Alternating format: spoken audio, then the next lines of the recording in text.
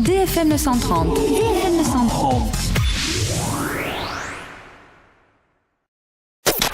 Génération Geek. Bonjour à toutes et à tous, c'est Julien et je suis très heureux de vous retrouver pour cette nouvelle chronique Génération Geek. Aujourd'hui, petit changement, puisque cette chronique et les deux prochaines seront consacrées aux consoles de jeux sous Android.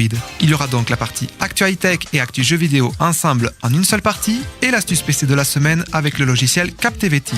Génération Geek. Pour cette première partie consacrée aux consoles de jeux sous Android, je vais vous parler des consoles dites familiales avec une box et une manette que l'on glisse sous un téléviseur. Dans cet univers, trois grandes marques se font la guerre. Sony avec sa PS4, Microsoft avec sa Xbox One et Nintendo avec Wii U. Mais le prix des jeux est souvent un grand frein. En effet, il n'est pas rare de trouver des jeux Sony ou Microsoft dans les 70€ et 50€ pour Nintendo. Heureusement pour nous, les consoles sous Android ont des catalogues de jeux gratuits ou à quelques euros, et ce grâce au Google Play Store. Deux machines sont disponibles, la Mojo de Mad Catz et la Ouya de Boxer 8. Commençons par la Ouya de Boxer 8. C'est la première console à être arrivée sur le marché. Équipée avec un Android 4.2, un processeur Nvidia Tegra 3 et une mémoire de 1Go ainsi que 8Go de stockage, extensible via USB, elle favorise les jeux gratuits à l'essai avec achat possible à la fin de la période de test. Elle s'est affranchie du Play Store, mais son catalogue se limite à 600 jeux, dont une vingtaine optimisés pour les écrans Full HD. Ces jeux se téléchargent via une connexion Wi-Fi et Ethernet.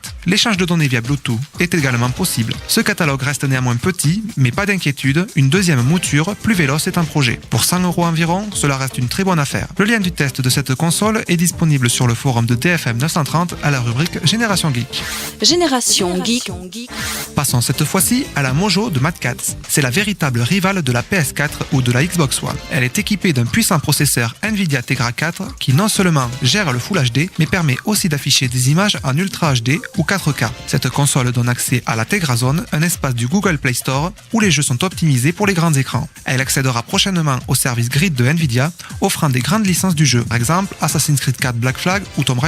Ces jeux seront hébergés sur des serveurs distants sans qu'il soit nécessaire de les télécharger intégralement. Évolutive, la Mojo permettra la mise à jour vers les nouvelles versions d'Android. Pour conclure, sur cette console, côté composants, en plus de son puissant processeur, elle est épaulée de 2Go de mémoire, un stockage de 7Go extensible via microSD et possède le Wi-Fi, un port Ethernet et le Bluetooth. Pour 250€, elle est 2 fois moins chère que les autres consoles et possède un catalogue de jeux immense à tout petit prix. Le lien du test de cette console est disponible sur le forum de DFM 930 à la rubrique Génération Geek. Pour l'astuce PC de la semaine, je vais vous parler du logiciel Captivity. Créé par un certain Guillaume, ce logiciel vous permet d'accéder depuis un point unique au direct et à une multitude d'émissions proposées au rattrapage par différentes chaînes de télévision. Ce système s'appelle le Catch-Up TV. Captivity vous permet en plus de visionner une vidéo depuis le site internet de la chaîne ou depuis un petit player inclus et même de télécharger la vidéo du programme sur votre ordinateur pour pouvoir la regarder quand bon vous semble, même après le retrait de celle-ci sur le site internet de rattrapage. Ce programme est entièrement gratuit et son support réactif permet d'avoir toujours la dernière version. En bref, c'est un très bon logiciel, le meilleur dans son domaine. Ne pouvant vous expliquer en détail son fonctionnement ici,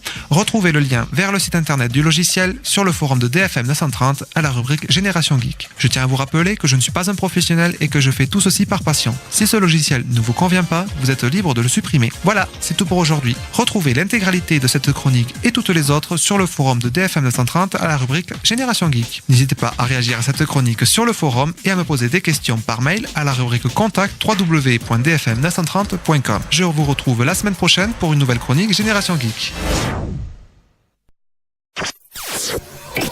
Détendez-vous. DFM 930. DFM 930. Avec vous sur la départementale 930. Sur la départementale 930. Bonne route. En musique. Bonne route.